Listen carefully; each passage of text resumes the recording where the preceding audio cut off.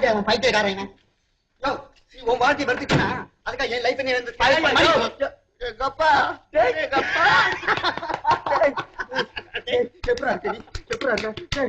என்னடா அலங்கோலம் இது? என்னம்மா எப்படி இருக்கு? உனக்கு விஷயம் தெரியுமா? நான் இப்போ மளிகை கடையில வேலை செய்யறேன்டா. ஏண்டா நீ மாளிகையில் வாழ வேண்டியவன், ஏன்டா மளிகை சாமான தூக்கிட்டாடா? மளிகை சாமான் என்னடா, இனிமே மண்ணாங்கட்டிய கூட தூக்குவேன். உழைச்சுதான் சாப்பிடணும்னு அவன் எனக்கு உத்தரவு போட்டான்.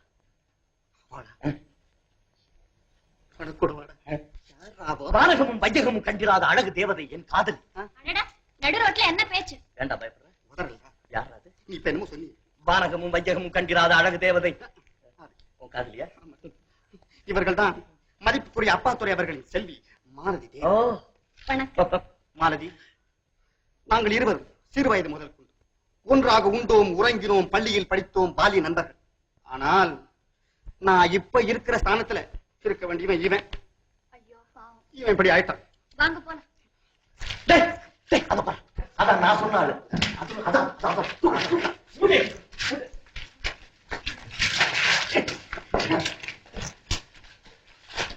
பாத்தீங்களா? மீனா, எட்டனாவுக்கு பூ கொடு. உங்க அப்பா வீட்டு பண்ணமா எட்டனாவுக்கு பூ கொடுங்கறியா?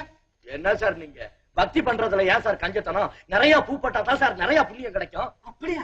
அப்ப வாங்க கொடுங்க எட்டனாவை. குடு பூவை. ஒரு படி அரிசி வேணும். ஒரு படி என்ன? ஒரு மூட்டை குடுக்கற வாங்கிக்க. பெரிய வள்ளலை வந்து பாரு, ஒரு படி என்ன ஒரு பிடி அரிசி கொடுக்க முடியாது. பழைய பாக்கி 43 ரூபாய் 50 பைசா அப்பே இருக்குது. இது வேறையா சார்? அந்த பொண்ணு உங்ககிட்ட கடனா சார் கேக்குது. உங்களை கரையேத்துறதுக்கு வழி இல்ல சார் காட்டுது. என்னப்பா சொல்ற நீ? சார் பாரதம் படிச்சிருக்கீங்களா சார்? பாரதம் படிச்சிருக்கீங்களா? அதுல பகவான் என்ன சொல்றார்? ஒருத்தன் ஒரு ஏழைக்கு ஒரு படி அரிசி தானம் பண்ணான்னா அவன் சொர்க்கத்துல நடந்து போறதுக்கு ஒரு படி கட்டுறாங்களாம். அப்படியா? ஆமா. ராமாயணம் படிச்சிருக்கீங்களா? ராமாயணம் படிச்சிருக்கீங்களா? அதுல கம்பன் என்ன எழுதியிருக்கான்? கடன்பட்டார் நெஞ்சம் போல் கலங்கினான் இலங்கை வேந்தன் எழுதியிருக்கான். அதுக்கு அர்த்தம் என்ன தெரியுமா? தெரியாதுல்ல? நான் சொல்றேன் கேளுங்க. கடன் பட்டவங்களுக்கு மேலும் மேலும் கடனை கொடு, அவங்க மனசை கலங்க வைக்காத. அப்படி கலங்க வச்சீங்கன்னா 5 ஜென்மத்துக்கு நரகத்துல போய் விழுவேன். ஆமா, 5 ஜென்மத்துக்கு விழுவேன். 5 ஜென்மத்துக்கு 5லயும் விழுவேன். அவ கேட்டதெல்லாம் கூட்டு வாங்கிக்க. என்ன வேணும்? ஒரு கால்படி தவறம். கால்படியா? கேட்டது கேட்டிய ஒரு படியா கேட்க கூடாது. கொடுப்பா சார். கொடுத்துறப்பா. கொடுப்பா.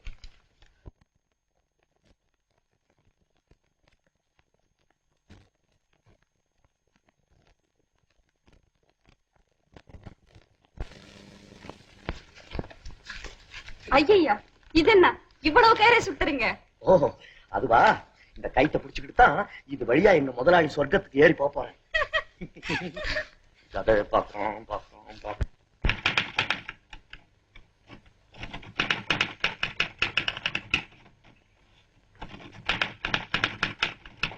ஹலோ மிஸ்டர் மோகன். ஹலோ. மோகன். எஸ்.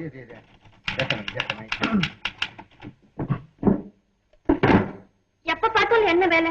உங்க அப்பா உபதேசம் உடம்புல ஊறுதோ? ஊருக்கு. இத பாருங்க, உங்க அப்பா சம்பாதிச்ச பணமே கணக்கில்லாம கிடைக்குது. எங்க அப்பா சம்பாதிச்சது வேற ஏராளமா இருக்குது. நீங்க வேற சம்பாதிச்சு கோட்டை கட்ட போறீங்களாக்கும். அப்படின்னா உன்னுடைய அபிப்பிராயத்துல வேலை செய்யறதுங்கிறது ஒரு பெரிய மகத்தான தவறுங்கிற இல்லையா? வாழ்க்கை இது ஒரு புது தினசான அட்வைஸ். ஆமா, இப்ப உனக்கு என்ன செய்யணும் சொல்லி? நம்ம நாடகத்துல ரிக்ஷாக்காரனோட பாடத்தை ஒப்பிங்க, நான் கேக்குறேன். அதை எத்தனை தளதாம ஒப்பிக்கிறது? அடிக்கடி ஒப்பிச்சா அந்த பாடமே மறந்து போயிடும், அப்புறம் சுவையே இருக்காது. அப்ப சரி, பிக்சர் போல வாங்க. எந்த பிக்சர் இருக்குமா? காதலோ காதல். ஐயோ, அத நான் ஏற்கனவே பாத்துட்டேனே. ஐயா, ஏன் இப்படி போய் சொல்றீங்க? அந்த படம் இப்பதான் ரிலீஸ் ஆயிருக்கு. ஓஹோ, அது ஏற்கனவே ரிலீஸ் ஆன மாதிரி ஞாபகம், அத சொல்லிட்டேன். உங்களுக்கு என் மேல காதலே இல்ல. மாருதி, ஆனா நான் மட்டும் உங்களை எவ்வளவு ஃபாஸ்டா லவ் பண்றேன். அது உன்னுடைய முதல் தவறு. ஆமா மாருதி, நான் யார் தெரியுமா? ஓ, தெரியுமா? சதாசிவ பிள்ளை குமாரன், மிஸ்டர் மோகன். அது உன்னுடைய 2வது தவறு. உங்களுக்கு மூளைகளை தெரியுமா? இது 3வது தவறு. மாருதி, நான் உண்மையை சொல்லிடுறேன். என்னது? நீ நினைக்கிற மோகன் நான் இல்ல. நான் ஒரு அனாதை, ஏழை. என் பேரு சேகர். இந்த பாரு மாருதி, எனக்கு இம்மீடியட்டா 3 உதவி செஞ்சு தரணும். என்ன முதல்ல காதலிக்கிறத விட்டுடணும். 2வது உடனடியா என்ன மறக்கணும். 3வது நான் இந்த வீட்டை விட்டு உடனடியா வெளியேறதுக்கு எவ்வளவு உதவி செஞ்சு தர முடியுமோ அதை நீ செய்யணும். ஐயோ நான் நினைச்சது சரிதான். உங்களுக்கு மூளைதான் கெட்டு போச்சு. நான் அப்பா கிட்ட சொல்றேன். அப்பா அப்பா அப்பா ஐயோ அப்பா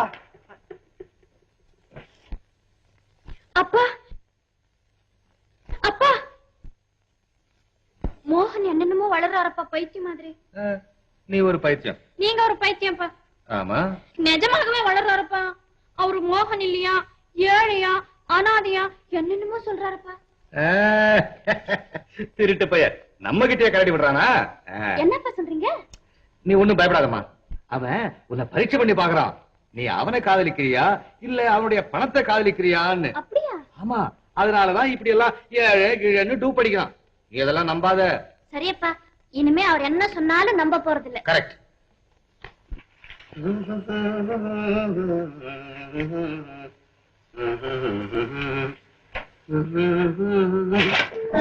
பெரிய மனிதர் வீட்டுக்குள்ளே போல் நடித்தவருக்கு 6 மாதம் கடுங்காவல்.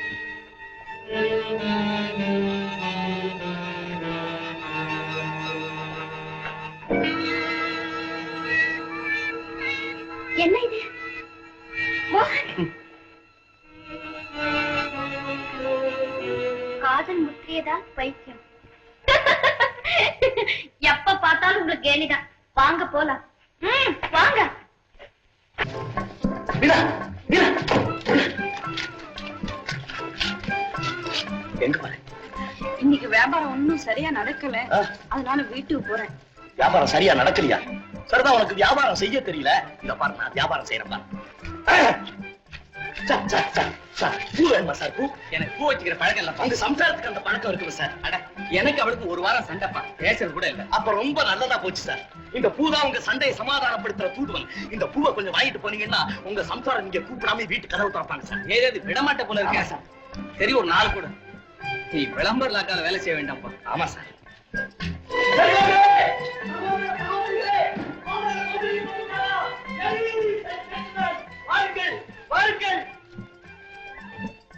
பணம் நிறைந்த மல்லிகை, குணம் நிறைந்த ரோஜா, மோகன கதம்பம் ஒரு முறை உபயோகித்தால் தலைவலி, ஜலதோஷம், ஏன் இன்ஃபுளுயன்சாவையும் நீக்கிவிடுகிறது. வாங்குங்கள், வாங்குங்கள். கடந்த 50 வருடங்களாக மார்க்கெட்டிலே புகழ் பெற்றது. பிறகு தீர்ந்து விட்டதே என்று வருத்தப்படாதீர்கள். வாங்குங்கள். அடடா, பூ விக்கிறது கூட விளம்பரம் புது திரிசா இருக்க. ஆமா சார், கருத்துரவித்த காதலர்களை ககரத்துக்கு அழைத்து செல்லும் கதம்பம் அம்மாவுக்கு ரொம்ப தேவையா இருக்குன்னு நினைக்கிறேன். பூராவை கொடுத்துரு. பூராவை விட்டு. தேங்க்ஸ். பாத்தியா எவ்வளவு ஒற்றுமையா வியாபாரம் செய்யறாங்க. நீயும் மோகன் இருக்குங்களே. புருஷன் புஞ்சாதுன்னா அப்படி இருக்கணும்.